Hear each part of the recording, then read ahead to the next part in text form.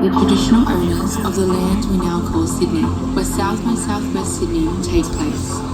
We pay our respects to elders past and present for their continuing connection with cultural, spiritual and educational practices, and extend this respect to all Aboriginal and Torres Strait Islander peoples.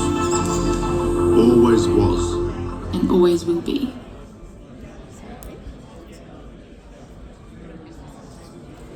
Hello, hello.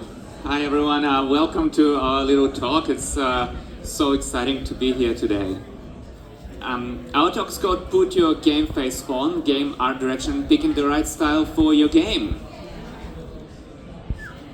So super quick, a little bit about who we are. Kostia and I are both art directors who have worked in advertising, worked with brands for over a decade each, who transitioned or are transitioning into game development. Great, a little bit of my background. Half of the Spoonful of Wonder studio behind a game that was released last year called Copycat. You may have seen it around the festival. We were actually at South by Southwest in 2023. And it's just our little first debut project, and we had lots of fun working on that one. I'm Anastasia Simone. I'm a senior art director at Havas Host. I do a lot of work, especially interactive and experiential work with brands like IKEA, Cathay Pacific, Fiji Airways, Fiji Tourism. And a year ago, my creative partner and I began work on our indie game, just the two of us working on this game called Petal Tail, which, since we're talking about art direction, I'll tell you it's a 3D cel-shaded game with hand-painted textures. So really exciting for us to take all the skills that we've learned into this development phase. So I think whether you're familiar with the term or not, we all recognize what good art direction looks like, especially when it's done really well. For example, I think that with just 4 colors, a lot of you are going to recognize who this character is and what game they're from. I'm not going to call on anybody, but raise your hand if you think you recognize this character. Amazing. Steve from Minecraft. Another 4 colors, who recognizes this character. Super iconic. We have Sonic. I didn't mean to rhyme. I'm so sorry. And then another iconic piece of art direction. Everyone should recognize this game here. And even though now we have a whole extra shape added to the mix, you should all recognize what this game is, and I think a lot of you will. So when art direction is done really well, it's not just marketing, it's an iconic thing that you can use to communicate your game and that you can use to communicate with your players. But it wasn't always like this, and just a brief detour into the history of art direction and where did it all start. So some of the very early games, they were not built like with art direction in mind. They were built in this very industrial, very scientific machines, computers that are at that stage were, pretty much like glorified calculators, right?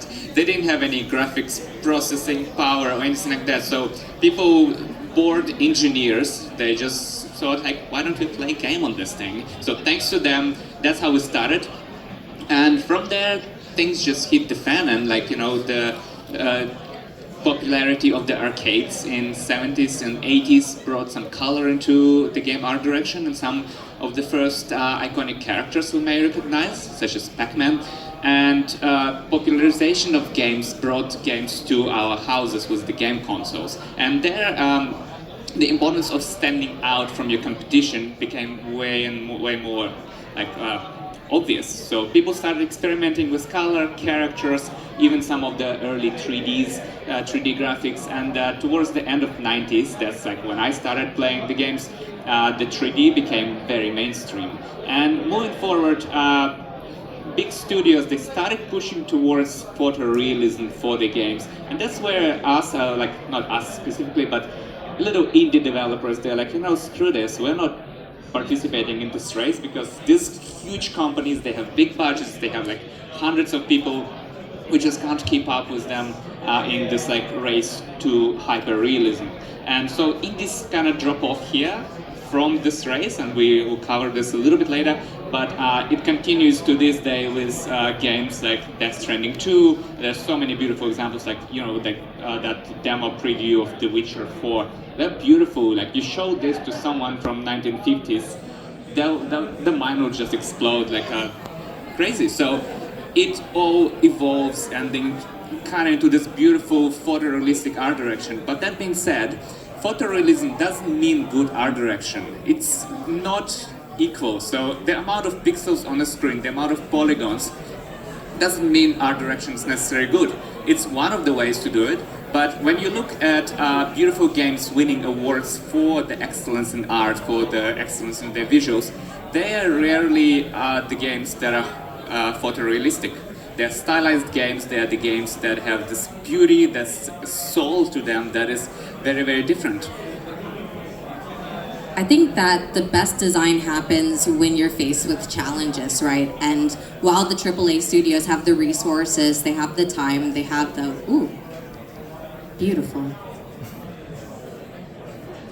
Should I keep going? While AAA studios have the resources, they have the time for chasing hyperrealism and pushing the boundaries of technology. Indies don't have the resources to be doing that. Instead, we just need to make really nice games look as beautiful as we can. And so that's why I think we're both excited about art direction in indies, because they're the ones with the challenges to push against, and they're the ones that are really going to experiment and try new things.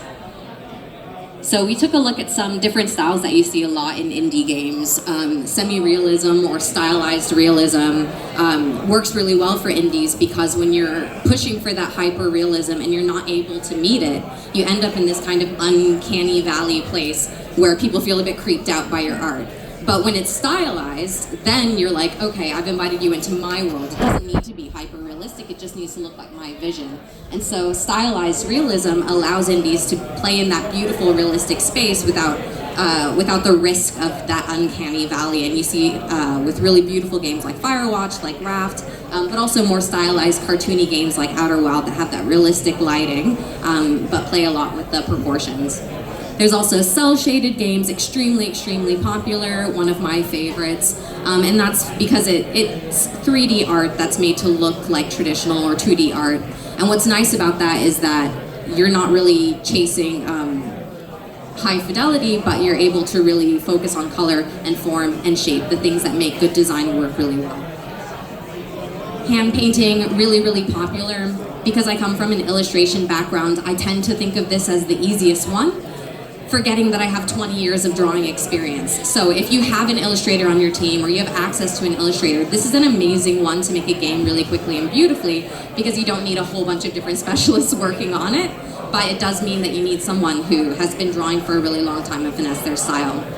Pixel art, on the other hand, separated because it's accessible in a way that the other styles really aren't. You're able to make beautiful 2D art without all of the experience of a traditional illustrator. It's much easier for a programmer or a new designer to pick up and start making really beautiful pixel games quickly.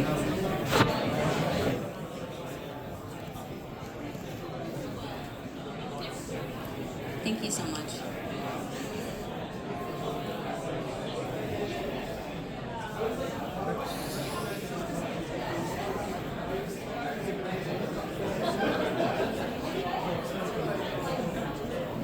Thanks for being patient, guys.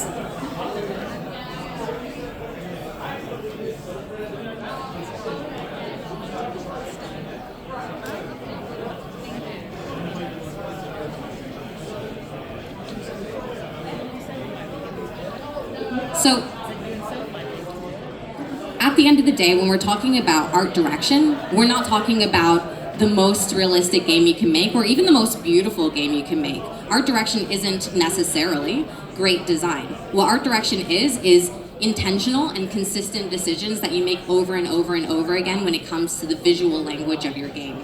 And so when you're choosing your art direction, you don't have to choose the most beautiful mood board that you could possibly see. You're choosing a mood board that solves your problems, that is going to be actually makeable for you and your team, and where it's going to be able to be consistent across a lot of different parts of your game. I've got references. If we jump to slide one.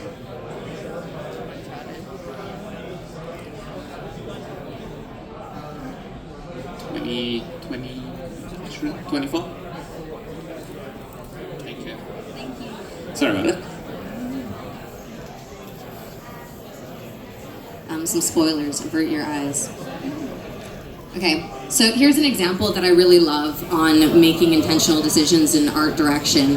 And this is a reference from Catriona Drummond. She was the lead art director on Bluey. And something that she shared was that early on with Bluey, they knew that they wanted to make a world full of rounded rectangles. And once you know that, you can see it all across the show. You can see it in the character design, in the space design, in the neighborhoods when you walk through them. So that one little decision makes every decision after that easier. When you're choosing what kettle should go in the kitchen, you know it because you know that this is a world full of rounded rectangles, and that's the kind of decision that we're talking about here.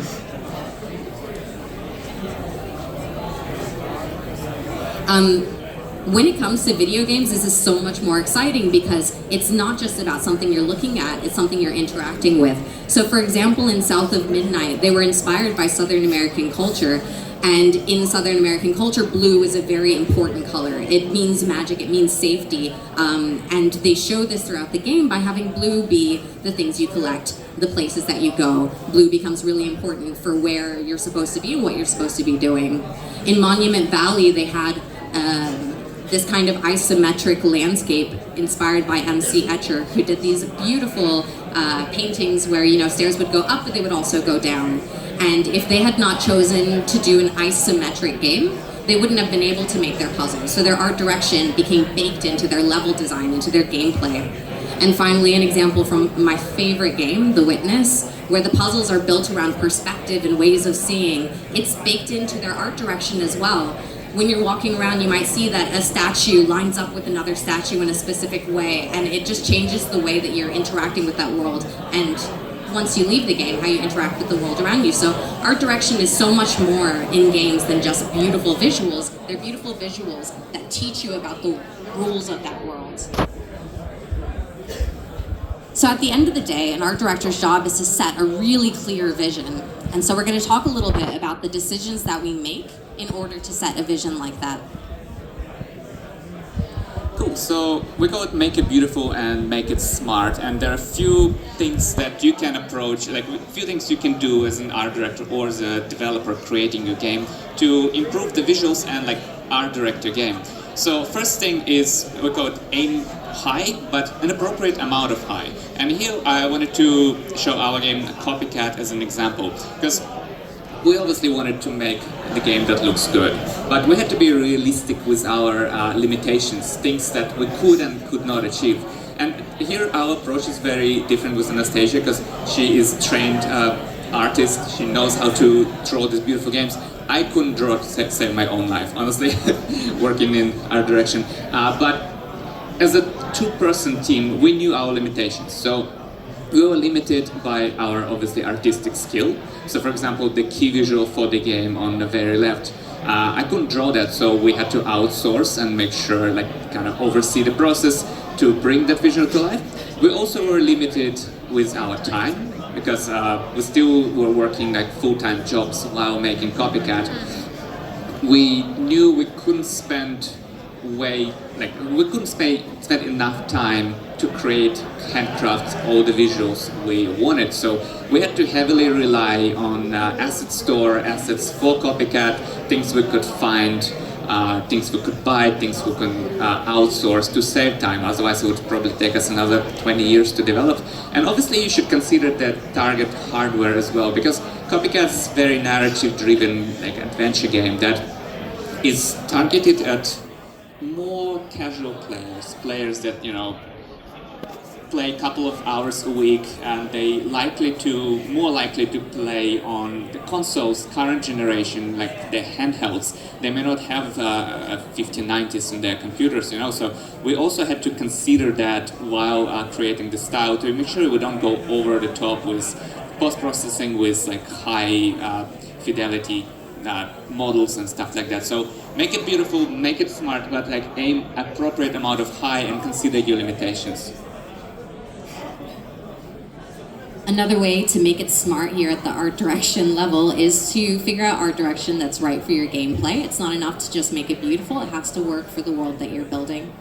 And so, an example I've pulled in from our game Petal Tale is the Abacus. We knew that this is going to be a merchant game, and a lot of merchant games have the same problem. You're bogged down in menus, you're spending all of your time in overlays. And so we wanted something that would be tactile, that could feel organic to the space, where you're not going to be hidden behind overlays all of the time, where you're going to be interacting with something in that kind of fun, merchant, clicky way that we needed. And Abacus really did that. So it went into the logo, that stuff's easy, but how's it going to work in the world? We started to explore this kind of simplified triangle abacus and started to see that it could work all across our user interface, our item menus, our dialogue boxes, little overlays that would pop up even though we're trying to keep them so minimal, progress bars, all of those things could be built around this single idea of the abacus. And so it makes decisions really easy as we're moving through the user interface and designing all of these things because we know what our intention is. And that's having this abacus, this tactile moment every time that you interact. Great, and other thing is considering your art direction early, like at the early stages of the development, writes marketing for you. Because there's so many instances when we see beautiful games made by very talented developers who start considering good art direction or the visual design of their game in general really late into the process and missing out on this like early stages of marketing and showing the game. For example, if we started promoting Copycat when it looked like this, like no one's gonna buy it, no one's gonna wishlist it, we're not gonna get any views, it's just white boxes. And there's time and place obviously for white boxes. You don't wanna do what I did and make it look nice and then rework it 5 times, but you know, we started creating early visuals that looked kind of semi-decent, and it helped us in different ways. Like it helped us to understand what our audience wants, like what people liked, what people resonated with, but also kind of start shaping the narrative and the gameplay of the game as well with early art direction. And we started creating social content with the scenes, and they were in no way, shape or form playable. Like if you look left, you look right, there's nothing there. So they still not absolutely faked, but they definitely just standalone snippets from the game, and they brought the results. And like some early TikToks did really well, and we started kind of bringing it together and fine-tuning the art direction. So considering art direction early really helps you with the marketing and launching the game, because after all, that's the first thing your players see, and if the game looks good, the chances that people are gonna go and explore and look into it are way higher. So that's something totally worth considering. So, you might be asking, so if I'm a developer or I don't have enough time, how do you get good art? If I don't have enough time or resources to create it, then there are multiple ways, multiple places you can get the good art. And one obvious one we really relied on was the library assets. Like starting from the platform-specific ones like Unity Asset Store, for Unity Fab, for Unreal, and the third party like CG Trader and TurboSquid. There are lots of places where you can find the beautiful assets that are not expensive, sometimes they're free or like Creative Commons by attribution, and you can start building your games and experimenting with it using the library assets. That was really important for us. Then if something you cannot find in the library, you can get contractors, the people who can bridge these gaps between what already exists and you can buy and what you can make yourself. And you can find lots of talented people on platforms like Fiverr and Reddit. There are some subreddits where you can, post the jobs, or people post their offerings to, kind of show you what they can do. And also ArtStation and Behance. You can scroll through portfolios of very talented people, get in touch with them and get them on board to help you with things that's like a little bit above your pay grade. For example, we did a lot of contractor outsourcing for some of the animations for the cat, because I couldn't really animate it realistically enough, so we got in touch with the person who actually created the original library asset we were using, and we asked them to work with us as a contractor to improve and enhance a couple of the elements, and we also used contractors for some of the coding and more mechanical things. Then, if you're in a lucky position to have some budget or some financing, you can hire people. It's scary, and you become responsible for someone's financial well-being, and you suddenly have to figure things out like tax and paying superannuation, which is a pain. But the benefit of hiring someone that this person stays with you for the entire project, which means they are way more invested. And like, I'm not saying contractors don't do a good job, but hiring someone as your art person really takes them on the whole journey. So they're way more invested in your game. They understand it way better, and they maintain this creative consistency. And there's so many beautiful ways to find people to hire. From the events like South by Southwest, when there are lots of talented developers and students looking for work, to going to festivals or community meetups. In like every big city, there are game dev communities that are thriving. Or if you don't mind working online, also like forums of different platforms like Unreal and Unity and even Reddit. Or, of course, if you want a full creative control, if you want to oversee everything and learn things yourself, there's YouTube and Sweat. It takes longer, it's harder, but that way you can ensure you are fully in charge, and you're bringing the game to life exactly the way you see it, and you don't have to pay yourself, or pay yourself like a bare minimum. So that's also an option. So if you are going to hire someone or work with contractors, or you have a designer on your team but you're not the designer, you're going to need a brief. And this helps everyone get on the same page. It helps your designer know exactly what they're supposed to do. But what I see all the time are briefs that are poorly written, briefs that are confusing, briefs that cause more communication problems than they solve. So we've put together some do's and don'ts, with the don'ts being more important to me. But the don'ts, don't be vague with your brief. I think a lot of people working with designers for the first time, they're like, oh, I want to be chill. I want them to have their own say in the look and feel of the game, so I'm going to give them almost no information and they can go crazy. And so they'll say something like, I need a cool protagonist. That's it. But a designer is a problem solver. And so if you don't tell them your problem, they don't have any fuel to work with. So giving them information about the character is really important, or information about what they're creating helps them create something better. But you also don't want to overload them with irrelevant info. Everything is going in, and the designer will be taking all of it seriously, all of it into consideration. So if you give them all of this extra information that has nothing to do with what they're creating here today, they'll get confused, they'll get bogged down, and it'll take a longer time. So give them a lot of information, but make sure it's relevant. And also, don't change your mind halfway through. A brief is written in stone, and if you don't know the information that goes into your brief yet, have that be a conversation with your designer, and then once you figured it out, put that in the brief. But your brief is locked. And the reason for that is your designer is going to spend hundreds of hours solving your problem. And so if you're still deciding what your problem is, you're wasting their time. So you want your brief to be really, really figured out. Some do's, know your constraints. Kostia talked about this a little bit, but understanding I'm making a mobile game, that's important to tell your designer, because you don't want them to be spending so much time building this beautiful vase with thousands and thousands and thousands of triangles when you need it to run on a mobile phone. Those kinds of things are important to share, your constraints, your limitations. Give them clear deliverables and deadlines. I was telling Kostia about this, but my old mentor used to say the deadline is when it's due. It's done when it's due. And so if you don't tell me a deadline, I'm going to keep working and improving in perpetuity until I die. So give me a clear deliverable, give me a clear deadline. Those things help a lot in them managing their own time. And finally, bring references. The reason references are so important is because now we're speaking a visual language, and so we all want to be on the same page. I think that if I tell you all to picture a sunset, you're all going to be picturing different sunsets. Some will be bubblegum pink, some might be golden, some might not have any color. You might be like kind of cool. But the point is, we'll all picture really, really different things. So when we bring visual references to a visual designer, it means that we're all speaking the same language, we're all on the same page. It doesn't mean draw exactly this or do exactly what I'm showing you.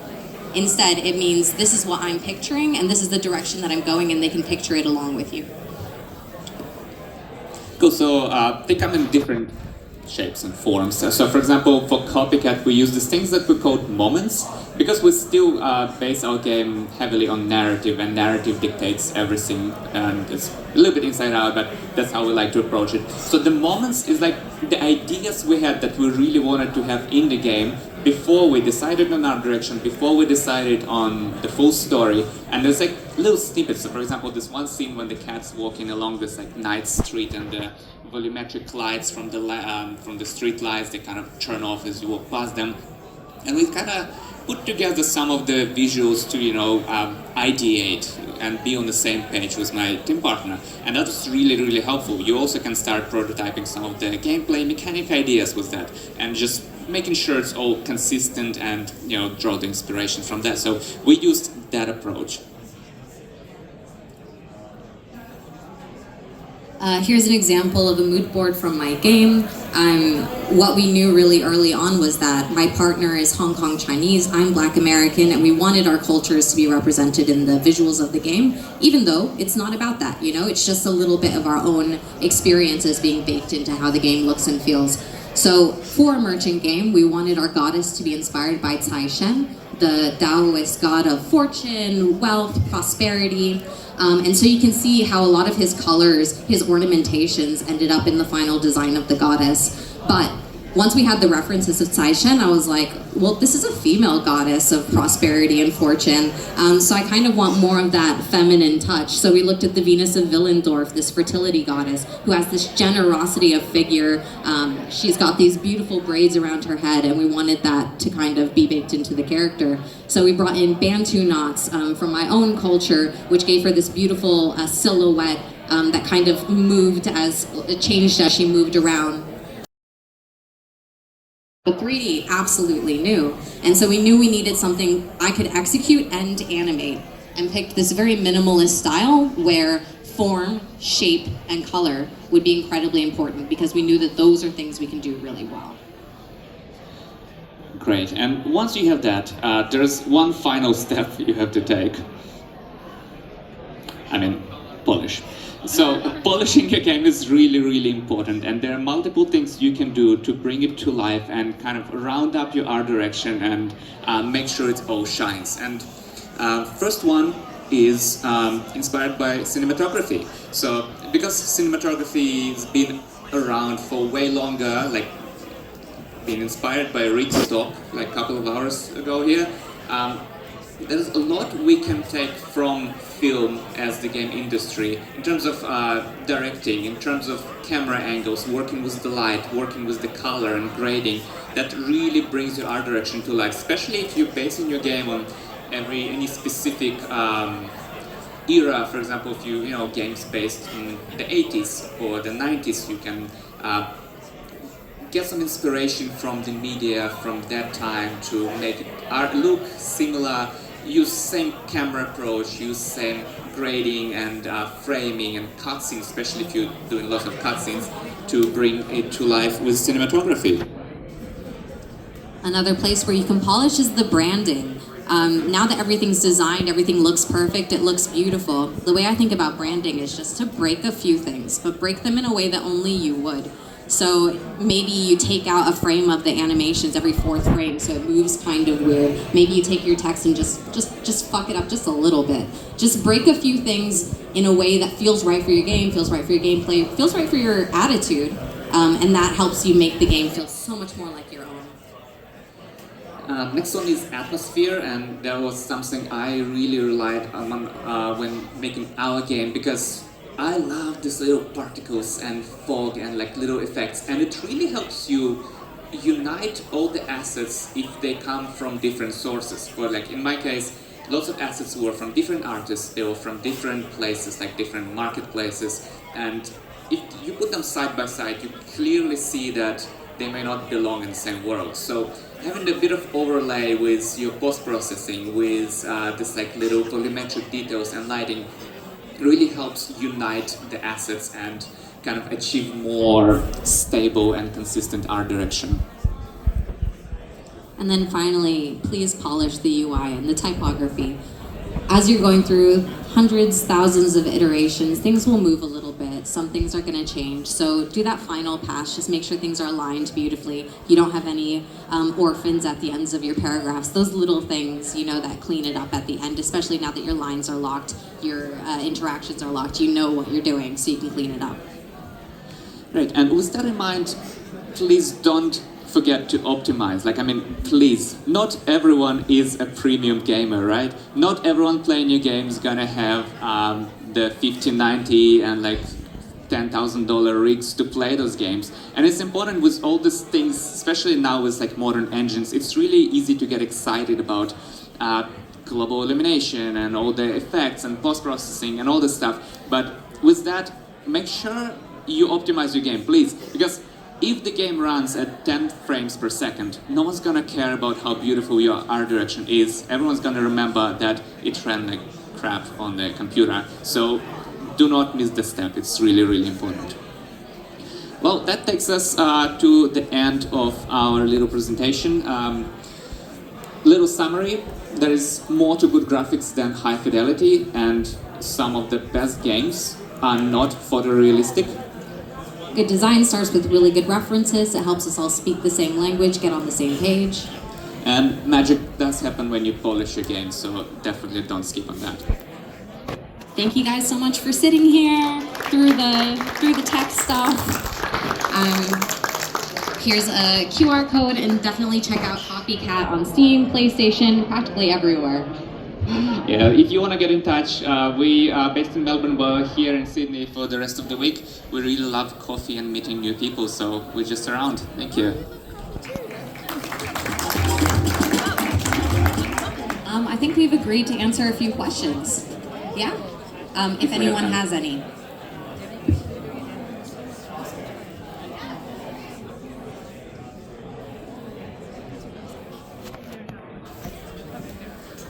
If you've started like a game and maybe gotten a little bit into it, but you haven't done this process, is it worth revisiting it? At what point would you say like it would be worth revisiting this design process and like starting from scratch? From the beginning, yeah. I would do it as soon as you can. And just because you've made some things, you know, doesn't mean that your art direction isn't going to fit into that once you have that locked down, once you understand it. But it also doesn't mean things are going to change. Yeah. You could always reiterate. But the earlier you have your art direction in mind, the earlier you can make sure it's working for gameplay and game mechanics, rather than just a skin at the end. Yeah, and you can also revisit, like, it's okay to have placeholders, as long as you know what you're trying to achieve afterwards, like, in the end. Like, my game was, like, full of placeholders for, like, first, you know, year or 2 years of the development, and it's okay to revisit and, like, improve them, but it's important to get, like, the vision early on, so you know what you're building towards.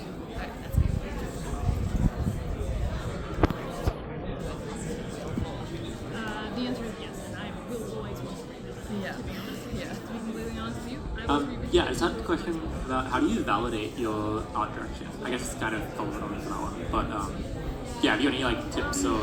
Because obviously I saw like you posted the TikToks, they did really well. Have you got like advice on like how to, I guess, iterate? Because I think I know how to do it from like a gameplay perspective. You just do a bunch of playtesting, but I think with the art direction, it's a bit like yeah.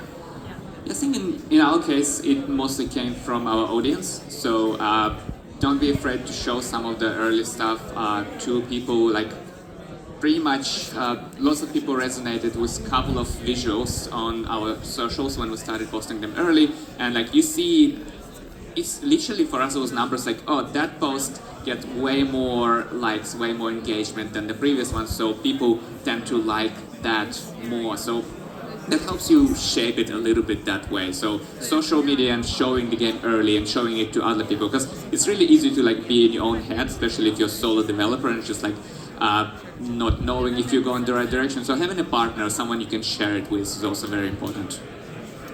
A metric I also use a lot is, does this solve more problems than it causes? You want your art direction to be solving problems for you. If it's creating new problems, then it's a good sign to look again. Cool, thank you.